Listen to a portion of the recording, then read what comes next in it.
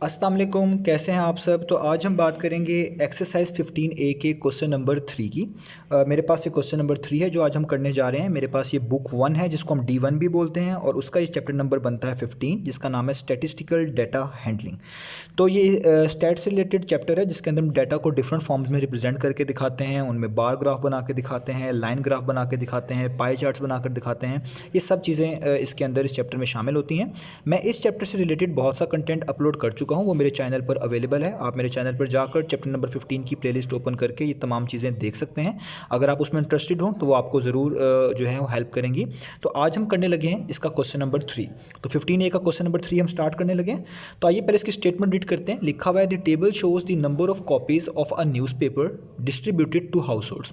तो ये जो नीचे टेबल बना हुआ है ये बेसिकली कुछ नंबर ऑफ कॉपीज़ को शो कर रहा है, यानी कुछ आप कह लें कॉपीज़ हैं न्यूज़पेपर की, कुछ न्यूज़पेपर्स हैं उनकी कॉपीज़ हैं वो डिस्ट्रीब्यूट की गई हैं हाउस होल्ड्स में यानी घरों में। ठीक है, तो कुछ अखबारों की कॉपीज़ जो हैं या अखबार जो हैं बेसिकली वो डिस्ट्रीब्यूट की गए हैं कुछ घरों में, हाउस होल्ड्स में।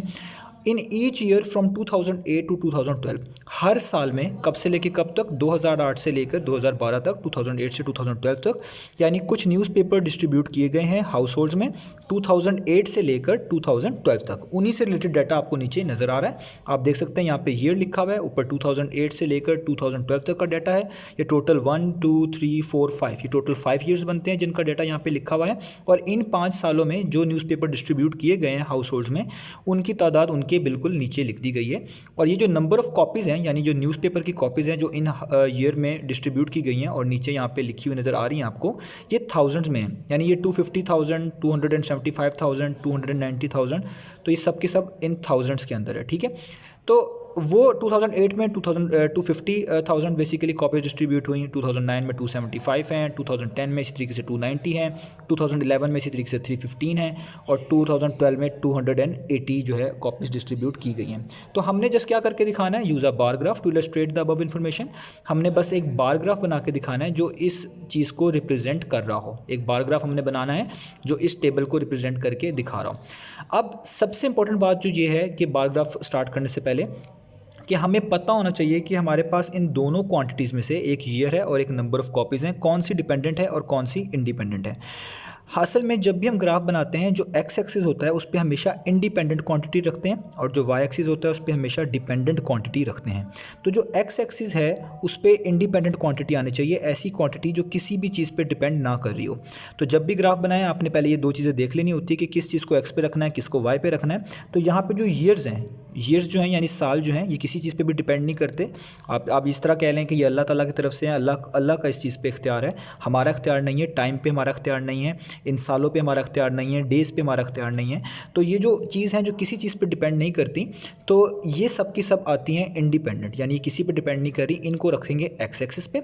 और इसके अलावा जो दूसरी क्वांटिटी है, ज़ाहिर बात है नंबर ऑफ़ कॉपीज़ डिपेंड कर रही हैं सालों पे कि इतनी कॉपीज़ इस साल ही डिस्ट्रीब्यूट हुई हैं, ये इस पे डिपेंड कर रही है। तो ये होंगे dependent quantities, number of copies, इनको रखेंगे वाई एक्सिस पे। तो एक्स एक्सिस पे आएगा ईयर वाला सेक्शन और वाई एक्सिस पे आएगा बेसिकली नंबर ऑफ़ कॉपीज़ वाला सेक्शन। आइए अब स्टार्ट करते हैं अपने बार ग्राफ को।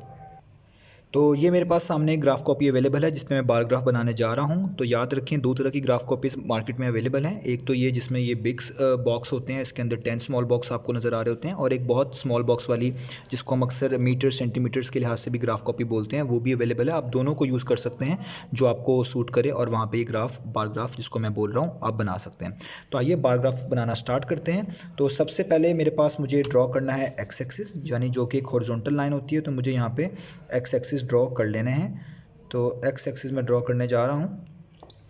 तो ये मेरा हो गया एक्स एक्सिस ड्रॉ। ठीक है, ये मैंने एक्स एक्सिस को ड्रॉ कर लिया। आपने बहुत ध्यान से स्केल को उठाना है क्योंकि अक्सर यहाँ पे जो है इंक यूज़ हो रही होती है तो ये उससे ख़राब हो जाता है। तो आपने इसको ध्यान से रखना है ताकि साफ़ सुथरा रहे। अब चलते हैं वाई एक्सिस की तरफ। तो मुझे वाई एक्सिस ड्रॉ करना है, यहाँ पे मैं ड्रॉ करने लगा हूँ वाई एक्सिस इसके साथ ही बिल्कुल। तो वाई एक्सिस होती है बेसिकली एक वर्टिकल लाइन, तो मैं इसको वर्टिकल लाइन के तौर पे यहाँ पे ड्रॉ करने लगा हूँ। तो ये मैंने ड्रॉ कर लिया है वाई एक्सिस। ठीक है, और यहाँ तक है ये अवेलेबल, तो मैं इस पर यहाँ पे वो कर लेता हूँ, ठीक है, एरो हेड लगा लेता हूँ। ये यहाँ पर है बेसिकली, तो इस पर मैं यहाँ पे एरो हेड लगा लेता हूँ। जहाँ पे ये दोनों एक्सिस टच कर रहे हो एक दूसरे को, वो इसका पॉइंट ऑफ इंटरसेक्शन होता है। इसको अक्सर ओरिजिन भी बोलते हैं। इस केस में हम इसको बोलेंगे ज़ीरो वैल्यू, यानी बेसिकली ये ज़ीरो वैल्यू है जहाँ से आपका बार ग्राफ स्टार्ट होगा। अब जिस तरह कि मैंने आपको बताया था, ये आपका एक्स एक्सिस है बेसिकली, ठीक है, और ये आपका बेसिकली वाई एक्सिस है, ठीक है।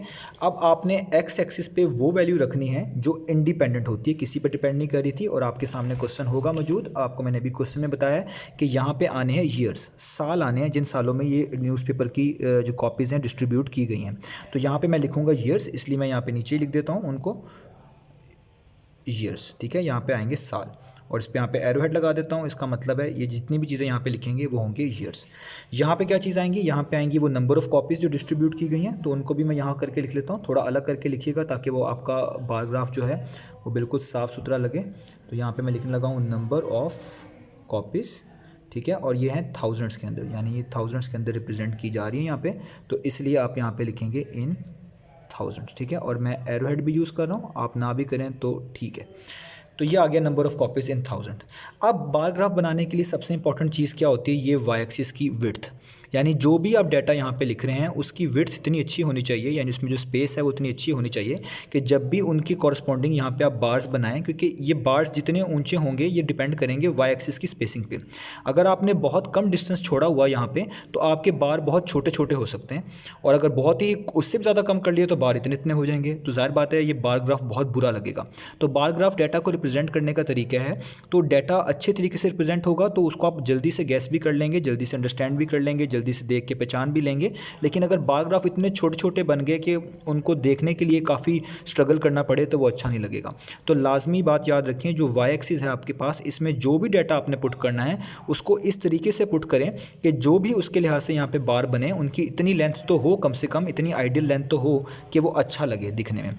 इसी तरीके से जो बार यहाँ पे बनेगा, लेट से अभी आप देखेंगे और सीखेंगे, उनकी जो विड्थ है आपस में, यानी वो जितने चौड़े होने चाहिए या जितनी उनकी विड्थ होनी चाहिए वो भी सेम होनी चाहिए। सारे बार ग्राफ की विड्थ सेम होनी चाहिए, सारे स्केल की विड्थ सेम होनी चाहिए, तभी आपके पास एक अच्छा बार ग्राफ बनेगा। अगर आपने बार ग्राफ की दरमियान वाली विड्थ, यानी जो उनकी चौड़ाई कहलाएगी, वो ख़राब करी, सब में डिफरेंट डिफरेंट कर दी, तब भी बार ग्राफ बुरा लगेगा। अगर उनके आपस की स्पेसिंग ख़राब करी, वो भी इक्वल ना रखी, तो भी आपका बार ग्राफ ख़राब लगेगा। तो कुछ चीज़ें आपको ऑब्जर्व करने से पता चलेगी, उनके लिए कोई फार्मूला या मेथड या रूल नहीं है, वो आप जब प्रैक्टिस करेंगे आपको तभी समझ आएंगी कि आपको क्या स्पेसिंग रखनी चाहिए कि आपका बार ग्राफ अच्छा दिखे। तो ये बहुत चीज़ लाजमी है। और स्पेसिंग जो है बार के दरमियान वो इक्वल होनी चाहिए, उनको कभी भी आपने चेंज नहीं करना, वरना बार ग्राफ आपका ख़राब हो जाएगा। तो आइए अब स्टार्ट करते हैं। सबसे पहले आप देखिए हमारे पास जो नंबर ऑफ़ कॉपीज़ वाला डाटा है, इसमें 250, 275, 290, 315 और 280 लिखा हुआ है। हाईएस्ट वैल्यू इसमें 315 है और लोवेस्ट वैल्यू इसमें 250 है। तो हमने अपने बार ग्राफ में ये चीज़ वाई एक्सिस पे आनी है, इस तरीके से इनको अरेंज करना है कि ये बुरे भी ना लगें और ये सारी की सारी वैल्यूज़ उसमें कवर हो जाएँ। कहाँ तक कवर हों? 315 तक कवर हों और उसमें 250 भी शामिल हो, यानी 250 से लेकर 350 तक सारी वैल्यूज़ कवर होनी चाहिए। अब इसको हम किस तरीके से करेंगे, आप वैसे भी देख सकते हैं कि सारे के सारे नंबर्स जो यहाँ पे लिखे हुए हैं ये 5 पे डिविजिबल होते हैं। तो ये कोशिश हम ऐसे करते हैं, ये ज़रूरी नहीं है, कोई ऐसी बात नहीं है कि लाजमी होना चाहिए। कोशिश ये होती है कि यहाँ पे इस तरीके से स्केल किया जाए कि आपको कोई भी वैल्यू अगर बीच में से निकालनी पड़ जाए या उसको प्लॉट करना पड़ जाए, बनाना पड़ जाए, आप इजीली उसको पहचान लें। तो मैं यहाँ पे क्या करने जा रहा हूँ, आप नोटिस करें ये एक बिग बॉक्स है और मैंने जिस तरह का बताया इस बिग बॉक्स में ये छोटे छोटे स्मॉल बॉक्स हैं और ये टोटल 10 है। आप चाहे इस तरह काउंट कर लें, चाहे इस तरह काउंट कर लें, चाहे इस तरह काउंट कर लें, ये 10 है।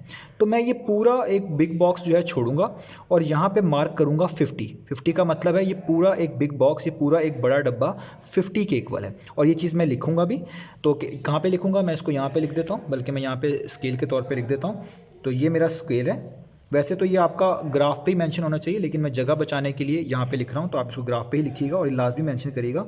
जो स्केल है मेरे पास बेसिकली वाई एक्सिस पे जो मैं अभी आपको बताया है वो है बेसिकली एक बिग बॉक्स, ठीक है, उसको मैं रख रहा हूँ बेसिकली किसके इक्वल, 50 यूनिट्स के इक्वल। तो ये जो बिग बॉक्स होता है इसका मतलब होता है 10 स्मॉल बॉक्स। आप काउंट भी कर सकते हैं, ये देखें जो पूरा बिग बॉक्स है इसमें काउंट करें 1 2 3 4 5 6 7 8 9 10, तो ये 10 स्मॉल बॉक्स है। तो अगर आप इसको ऐसे लिख लें 10 स्मॉल बॉक्स तो वो किसके इक्वल आएंगे? इसका मतलब है अगर यहाँ तक 50 हुआ है तो ये सब 5 थे तभी 50 हुआ है ना। 5, 10, 15, 20, 25, 30, 35, 40, 45 और 50। इसका मतलब हर स्मॉल बॉक्स बेसिकली 5 यूनिट्स के इक्वल आया है, तो ये पूरा बिग बॉक्स 50 के इक्वल मैंने रखा है। तो इसका मतलब है 10 स्मॉल बॉक्स जो हैं वो बेसिकली आपके पास 50 यूनिट्स के इक्वल आ रहे हैं। और इससे ये पता चल रहा है आपको बात कि एक स्मॉल बॉक्स जो है वो बेसिकली 5 यूनिट के इक्वल है, तभी 10 स्मॉल बॉक्स मिलके 50 यूनिट्स के इक्वल आए हैं। 1 स्मॉल 5 के इक्वल होगा तो 5 10 टाइम्स कितना हो जाएगा? 50। तो ये चीज़ें मैंने यहाँ पे बता दी हैं। आप just 10 small box equal 50 units रख लें तो भी काफ़ी है, लेकिन आपको ये चीज़ पता होनी चाहिए कि कोई डाटा कोई बीच में से निकालना पड़ जाए तो ये चीज़ें आपको हेल्प करती हैं। ठीक हो गया, तो मैं अब यहाँ पर मार्क कर लेता हूँ। ये पूरा बॉक्स छोड़ूंगा, मैं यहाँ पर लिखूँगा 50, ठीक है। फिर मैं यहाँ पर ये छोड़ूंगा, यहाँ पे लिखूँगा मैं 100। फिर मैं यहाँ पे लिखूँगा, एक बॉक्स छोड़ा, यहाँ पे लिखूँगा 150, क्योंकि आपको पता है 50-50 का गैप है। फिर छोड़ूंगा, यहाँ पे लिखूँगा 200।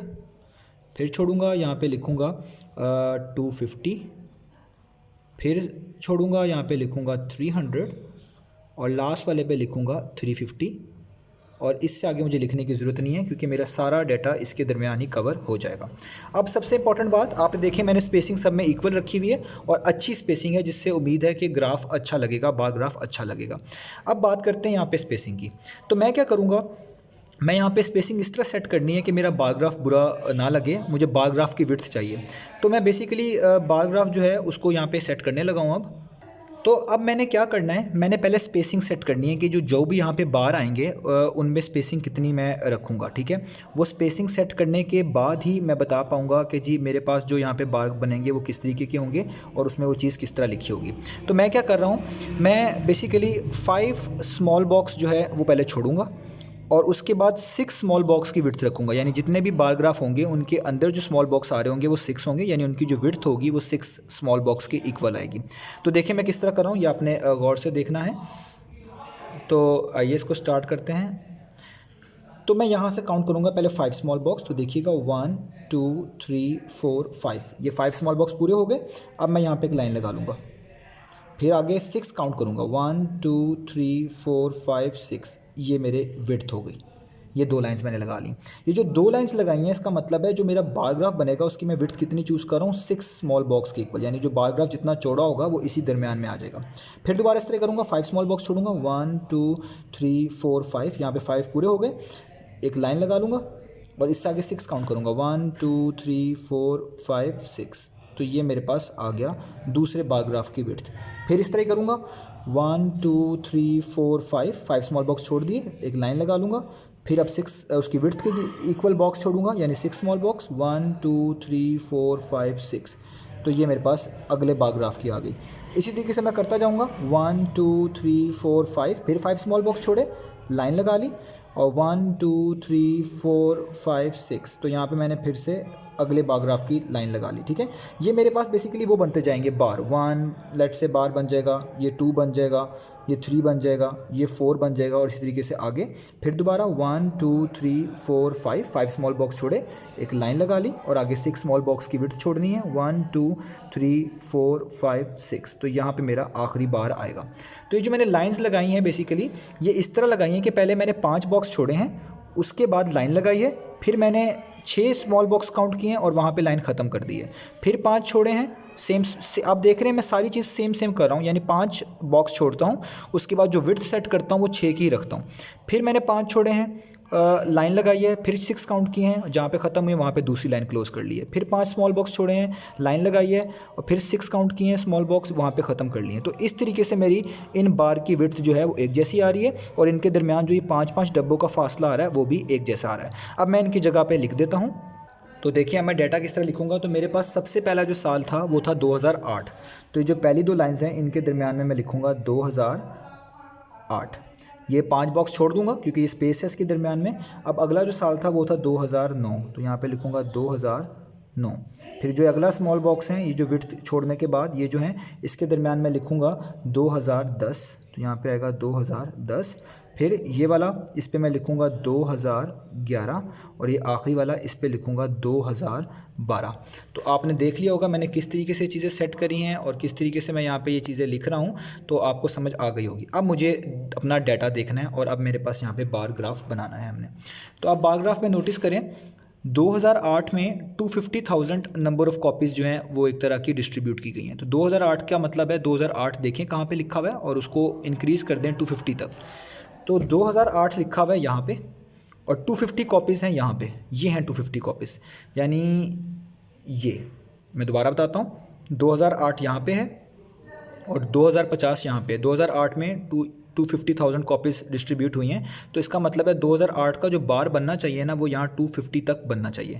तो इसका मतलब है यहाँ तक आपने आना है, 250 के सामने तक आना है। तो आप कैसे आएंगे, आपने जो ये वाली लाइन ड्रॉ की होगी, ये वाली लाइन, इसको आपने 250 तक एक्सटेंड करना है, ठीक है। बहुत ध्यान से एक्सटेंड करना है। ये 250 लिखा हुआ है यहाँ पे, मैं इसके सामने ही हूँ और इस लाइन के एग्जैक्टली ऊपर ही हूँ। तो मुझे इधर से एक लाइन स्ट्रेट ड्रॉ करनी है यहाँ पे 250 तक, ठीक है।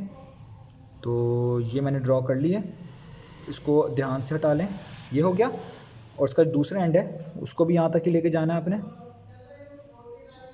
तो मैं ये बिल्कुल देख लीजिएगा, ये बिल्कुल लाइन से ऊपर जा रहे हैं हम, कुछ और ख़राबी ना करें इसके अंदर। तो मैं इसको यहाँ पे ड्रॉ कर लेता हूँ। याद रहे 250 तक जाना है, इससे ऊपर नहीं जाना आपने।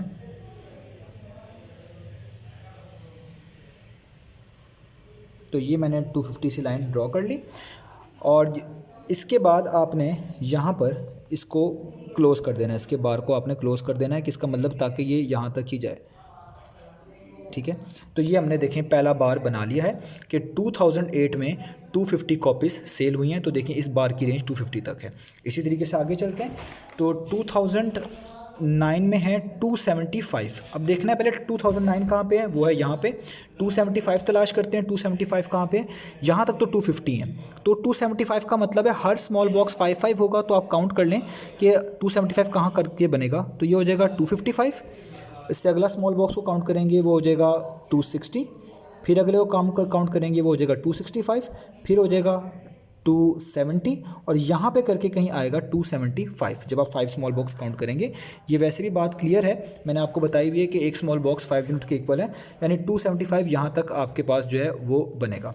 तो अब 2009 को 275 तक लेके आना है क्योंकि इस साल में इतनी कॉपीज़ डिस्ट्रीब्यूट हुई है। तो आइए देखते हैं। तो ये मेरे पास है 275 बेसिकली, मैं यहाँ पे लिख भी देता हूँ, ये बेसिकली है 275, ठीक है। अब आपने 2009 का देखना है, यहाँ पे सेक्शन 2009 जो है वो ये लिखा हुआ है, इसकी पहली लाइन यहाँ पे है, तो इसको 275 के सामने तक लेके आना है, ठीक है। तो ये मेरे पास मैं लगाने लगा हूँ लाइन। तो बहुत ध्यान रखना है आपने कि कोई गलती ना हो। तो ये मैंने लाइन लगा ली है 275 के बिल्कुल सामने, ठीक है। और इसको दूसरे साइड से क्लोज़ करना है आपने। तो ये देखिए मैं क्लोज़ करने लगा हूँ, ये दूसरी लाइन यहाँ पे मौजूद है। तो बिल्कुल उसी तरह से आपने क्लोज़ करना है जहाँ तक आपने ये लाइन पहुँचाई हुई है। तो ये है हमारे पास बेसिकली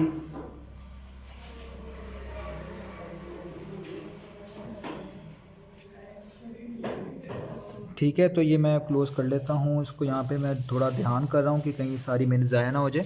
तो ये मैं 275 पे लगा देता हूँ इसको। तो ये मैंने लाइन लगा दी, ठीक है। और अब आप इसको क्लोज़ कर लेंगे। यहाँ पे आप देख सकते हैं ये बिल्कुल 275 के सामने है। ये मैंने इसको क्लोज़ कर लिया। तो ये हो गया 2009 का डाटा कंप्लीट। अब आगे देखते हैं क्या है। तो आप नोटिस करें 2010 के अंदर जो है 290 जो है कॉपीज़ हैं। तो आप यहाँ पे पहले 290 ढूंढ लें वो कहाँ पे बनेंगे। तो 275 तो यहाँ तक है, तो 290 कहाँ पे होंगे, 280, 285, ठीक है, और 290, यानी यहाँ पे होगा 290। तो ये मैं लाइन लगा देता हूँ, ठीक है। ये होगा 290। ये आप ना भी लिखें तो भी ठीक है, लेकिन मैंने यहाँ पे आपको बता दिया ताकि आपके लिए आसान हो। तो 2000 जो बेसिकली आपके पास 10 है, सॉरी 2010 है, उसके अंदर 290 कॉपीज़ हैं। तो 2010 यहाँ पे है, इसको अब आपने लेके जाना है 290 के पास, ठीक है। आप 290 के पास लेके जाना है अपने इसको। तब हम इसको लाइन इस तरह की ड्रॉ करेंगे 2010 से लेकर 2090 तक, ठीक है। तो ये है 2010 की लाइन जो मैंने यहाँ पे नीचे लगाई हुई है। इससे बिल्कुल स्ट्रेट लाइन आपने 2090 तक लेके जाना है। तो 2090 आ रहा है आपके सामने यहाँ पर, ठीक है। तो यहाँ पे हम लिखेंगे, ये हमारे पास वो बन रहा है पॉइंट, ये मैंने मिला दिया। इसी तरीके से दूसरी साइड से भी मुझे मिलाना है ताकि मुझे सारा जो काम है, ये सारा जो बार है आसानी से बन जाए। तो वो है 2010 की दूसरी लाइन यहाँ से लेके और 2090 तक आपने इसको लेके जाना है। तो 2090 की लाइन बनती है यहाँ तक। मैं इसको थोड़ा सा देख लेता हूँ ताकि ये गलती ना हो, और इसको आपने मिला देना है इनको ताकि 2090 क्लियर हो जाए आपके पास। तो ये आपके पास हो गया 2090 क्लियर, ये भी बन गया। अब आपके पास रहता है 2011 का। तो 2011 में है आपके पास डाटा 315। तो 315 देखें कहाँ पे हैं, वो होगा यहाँ पे, ये 300 है, ये 305 होगा, ये 310 होगा और यहाँ पे करके 315 होगा, क्योंकि हर स्मॉल बॉक्स बेसिकली आपके पास 5 यूनिट्स के इक्वल है। तो अब आपने अगले साल को जो है 2011 को बेसिकली 315 तक लेके जाना है। तो इसको भी कर लेते हैं हम जल्दी से। तो ये 2011 की लाइन है मेरे पास जो मुझे बिल्कुल स्ट्रेट ड्रॉ करनी है, और कहाँ तक ड्रॉ करनी है आप लोग पता है आपको कि वो जानी चाहिए 315 तक, ठीक है। तो 315 की ये वाली लाइन है यहाँ पे बेसिकली। तो ये लाइन है 315 की, इसको मैं इस तरीके से नीचे ला के इधर मिला दूंगा, और जो इसका दूसरा एंड है मेरे पास यानी ये वाला, इसको भी यहाँ तक लेके जाऊँगा। तो ये है मेरे पास का दूसरा एंड, ठीक है, और ये है मेरे पास 315 की लाइन। और इसको मैं फिर जोड़ दूंगा इस तरीके से ताकि ये वाला बार भी हमारे पास पूरा हो जाए। तो ये हो गया 315 का, ठीक है, सॉरी 2011 के लिहाज से 315 की नंबर ऑफ़ कॉपीज़ भी रिप्रेजेंट हो गई। अब लग गया लास्ट वाला। तो लास्ट वाला है 2012, वो है 280। तो 2012 जो है वो 280 कहाँ पे आएगा, तो देखिए 275 यहाँ पे है। तो 275 का मतलब है यहाँ पे 280 होगा, क्योंकि 5 स्मॉल बॉक्स करेंगे तो वो 280 यहाँ पे आएगा। तो मैं अब इस चीज़ को यहाँ पे लिख नहीं रहा ताकि वो ख़राब ना लगे, तो इसलिए मैंने इसको यहाँ चीज़ पे रखा हुआ है। तो हम इसको यहाँ पे अब 280 तक लेके जाएंगे। तो देख लेते हैं 280 कहाँ पे बनेगा हमारे पास। तो ये हमारे पास 2012 की वाली लाइन है जो हम करने जा रहे हैं। तो देख लेते हैं, तो ये है 275, ये था बेसिकली 275, और इससे ऊपर होगा 280, यानी यहाँ से स्टार्ट होगा बेसिकली, ये आपने यहाँ पे मिला देना है। इसके अलावा थोड़ा सा 275 से एक बॉक्स ऊपर आएगा आपके पास 280 का। याद रहे जो मैंने नंबर्स लिखे हैं ये आपको लिखने की ज़रूरत नहीं है, जस्ट आपको समझाने के लिए लिखे हैं। आपने जो पहले स्पेसिंग करी हुई है वो इनफ है। और ये पे और यहाँ पे आपको मैं लिख देता हूँ, और इसको मैं पहले क्लोज़ कर लेता हूँ ताकि मेरे पास इसको आसानी हो जाए बनाने के लिए।